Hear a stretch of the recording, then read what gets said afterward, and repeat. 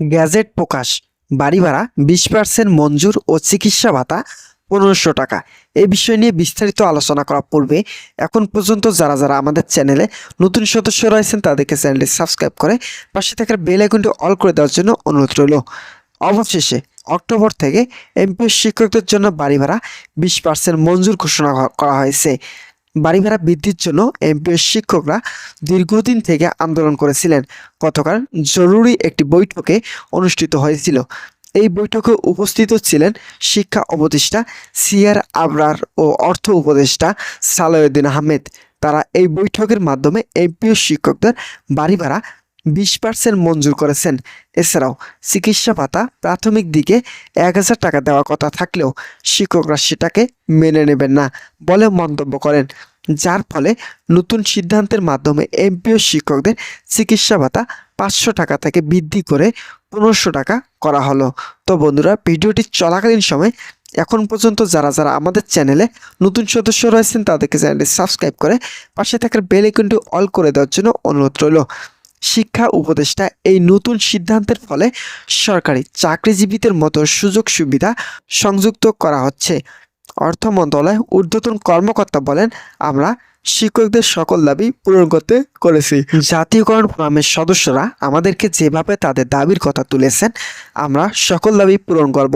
তবে অবশ্যই এমপিও শিক্ষকদেরকে ধৈর্য ধারণ করতে হবে, কিন্তু এই বিষয়গুলো দেশের অর্থনৈতিক এবং বাজেটের উপর নির্ভরশীল।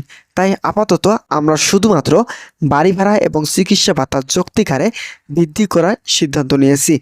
সেপ্টেম্বর মাসের বেতন কবে দেবে এই বিষয়ে জানতে মাধ্যমিক ও উচ্চ শিক্ষা অধিদপ্তরের কর্মকর্তা বলেন, দ্রুত গতিতে সেপ্টেম্বর মাসের বেতন দেওয়ার লক্ষ্যে কাজ করেছেন কর্তৃপক্ষ। যেহেতু শারদীয় দুর্গাপূজা চলমান, সেক্ষেত্রে সরকারি ছুটি থাকার কারণে এমপিও শিক্ষকদের তাদের বেতন পেতে বিলম্ব হচ্ছে। কিন্তু এই ঊর্ধ্বতন কর্মকর্তা বলেন, আগামী 5 তারিখ এমপিও শিক্ষকদের বেতন ব্যাংকে প্রেরণ করা হবে। তো বন্ধুরা, যারা যারা এমপিও শিক্ষক এবং কর্মচারী রয়েছেন তাদের জন্য শুভকামনা রইল।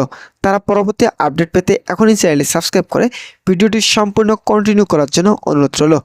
অর্থ মন্ত্রণালয়ের কাছে আমরা খসড়া পাঠিয়েছি। অর্থ মন্ত্রণালয় থেকে খসড়া অনুমোদন আসা মাত্রই এমপিও শিক্ষকদের তাদের নিজ নিজ ব্যাংক অ্যাকাউন্টে টাকা দেখতে পারবেন। ইতিমধ্যে জিও জারি করা হয়েছে, যে কোনো সময় থেকে ব্যাংকে টাকা ঢোকা শুরু হবে, তবে সেটা আগামী 5 তারিখের আগে নয়। জাতীয়করণ ফোরামের সদস্যরা আগামী 12 অক্টোবর মহাসমাবেশ ডাক দিয়েছিলেন। সরকারি চাকরিজীবীদের মতো সকল ধরনের সুযোগ সুবিধা বৃদ্ধির জন্য তারা কঠোর আন্দোলন করবেন। যেভাবে হোক একজন সরকারি শিক্ষক যতটুকু সুযোগ সুবিধা ভোগ করেন, ঠিকই এই একই পদ্ধতি অনুসরণ করে এমপিও শিক্ষকদের ক্ষেত্রেও একই সুযোগ সুবিধা বহাল রাখতে হবে। এই উদ্দেশ্যেই আগামী 12 অক্টোবর সমাবেশে ডাক দেওয়া হয়। অপরদিকে প্রধান উপদেষ্টা বলেন, আমরা নবম পে স্কেল বাস্তবায়নের সঙ্গে সঙ্গেই এমপিও শিক্ষকদেরও সকল সুযোগ সুবিধা একত্রিত করে বৃদ্ধি করব। আমরা ইতিমধ্যে যে ধাপগুলো অতিক্রম করেছি সেখানে বাড়ি ভাড়া ও চিকিৎসা ভাতা সহ বেশ কিছু সুবিধা সংযুক্ত করা হয়েছে। 2026 সাল থেকে এমপিও শিক্ষকদের মূল বেতন বৃদ্ধি করা হবে। সরকারি শিক্ষকরা যেমন চাকরিতে এন্ট্রি করার পর থেকেই সর্বনিম্ন 16,000 টাকা বেতন পেয়ে থাকেন, ঠিক একই পদ্ধতি অনুসরণ করে এমপিও শিক্ষকদের জন্য থাকছে 16,000 টাকা পর্যন্ত বেতন সুবিধা। শিক্ষা উপদেষ্টা সিআর আবরার এমপিও শিক্ষকদের ভাগ্যের পরিবর্তন ঘটানোর জন্য চেষ্টা চালিয়ে যাচ্ছেন।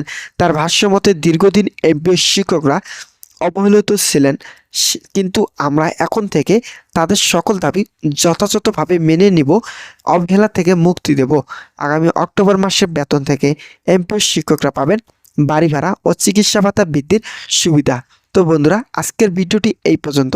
ভিডিওটি থেকে যদি কোনো উপকৃত পেয়ে থাকেন তাহলে অবশ্যই চ্যানেলটি সাবস্ক্রাইব করে পাশে থাকার বেল আইকনটি অল করে দেওয়ার জন্য অনুরোধ রইল। ধন্যবাদ সকলকে।